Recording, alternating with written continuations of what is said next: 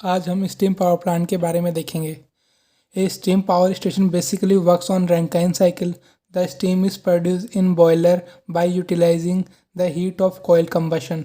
The steam is then expanded in steam turbine.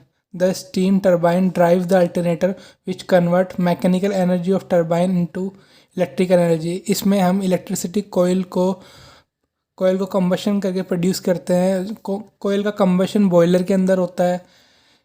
Steam turbine steam turbine की shaft alternator की shaft से connected होती है। जब स्टीम टरबाइन ड्राइव करता है तो अल्टरनेटर उससे जुड़ा होता है।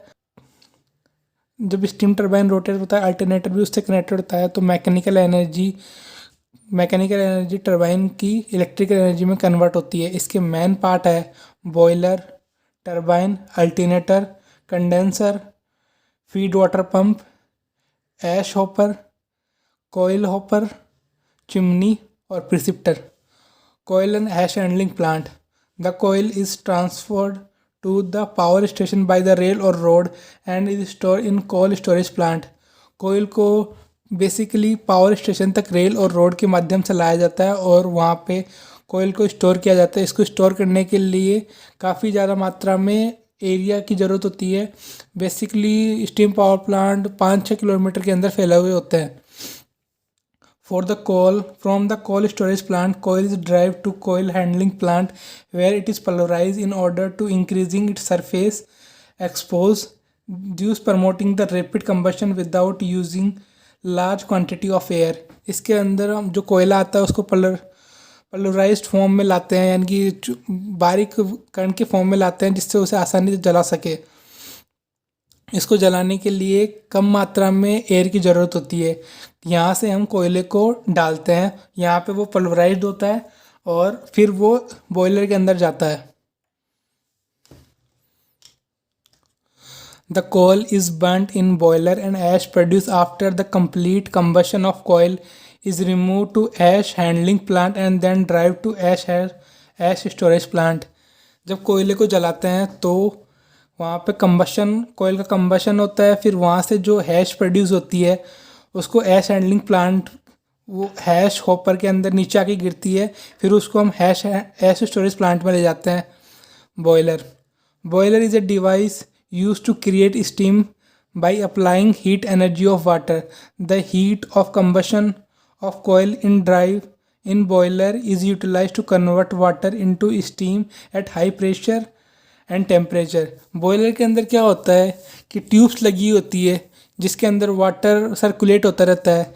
जब इसके अंदर कंबशन होता है, कोयले का कंबशन होता है, तो वो ट्यूब लगी होती है जो हीट होती है जिससे उसका टेम्परेचर और प्रेशर राइज होता है।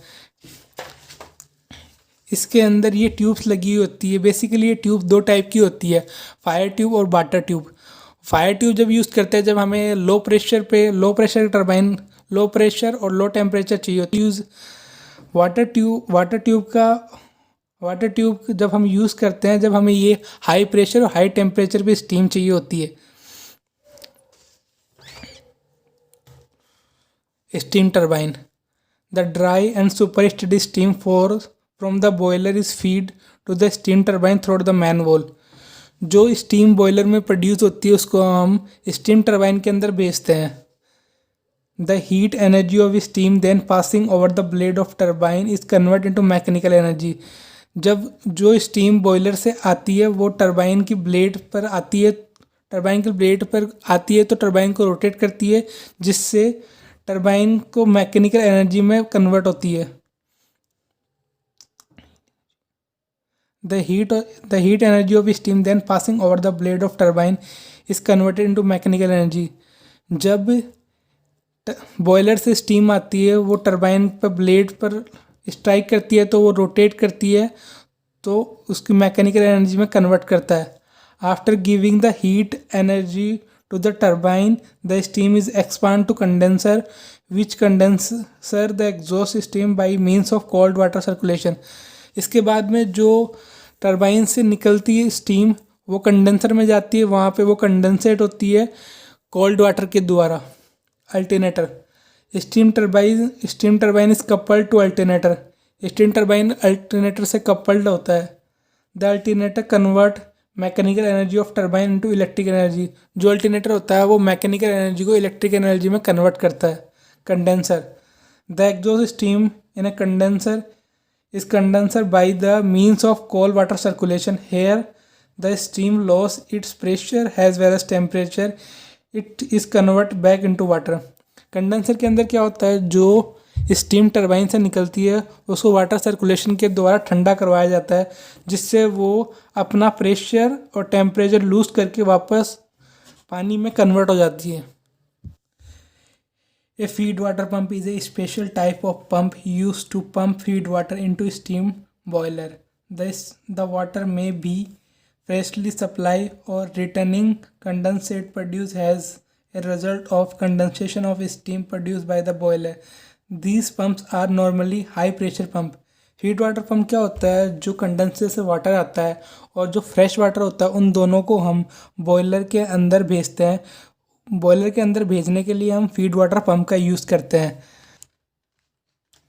फीड वाटर पंप बेसिकली यहाँ लगा होता है, जो कंडेंसर से वाटर आता है और जो वाटर स्टोरेज होता है फ्रेश वाटर, उन दोनों को ले जाके वो यहाँ पे बॉयलर के जो ट्यूब लगी होती है उसके अंदर भेजने का काम फीड वाटर करता है, फीड वाटर पंप करता है। Chimney, in the case of boiler assembly employees an induced draft fan. The fuel gases are brought to chimney by this fan, and then balancing force are deliver them to atmosphere. These balancing force depend upon the weight of air displaced by the fuel gases in chimney.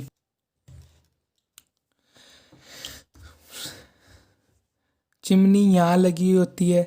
Chimney के अंदर जो boiler के अंदर जब हम boiler में कोयल को जलाते हैं तो जो राख होती है, जो राख के हल्के कण होते हैं वो तो नीचे हैश हॉपर में आके गिर जाते हैं, और जो राख के भारी कण होते हैं धुआं, वो बॉयलर से निकलकर प्रिसिपिटर में आता है। प्रिसिपिटर के अंदर जो धुएं के अंदर भारी कण होते हैं उनको वो प्रिसिपिटर भारी कणों को अलग कर लेता है, और प्रिसिपिटर से वो धुआं चिमनी के अंदर जाता है। चिमनी के अंदर ड्राफ्ट फैन लगा होता है जो धुआं के ऊपर की ओर भेजने का काम करता है, और फिर वो धुआं एटमॉस्फेयर के अंदर बाहर निकाल दिया जाता है।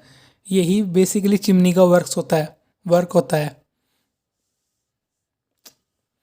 यहाँ पे कंडेंसर लगा हुआ होता है। कंडेंसर के अंदर कूल्ड वाटर आता है, और जो टरबाइन से निकला हुआ हॉट वाटर उसको वो कूल्ड करके वापस यहाँ पे आता है। यहाँ पे कूलिंग टावर होता है। कूलिंग टावर के अंदर एक स्प्रे के द्वारा पानी को नीचे भेजा जाता है, जिससे वो धीरे धीरे हीट उसकी लॉस होती रहती है और वो वाटर में कन्वर्ट होता रहता है।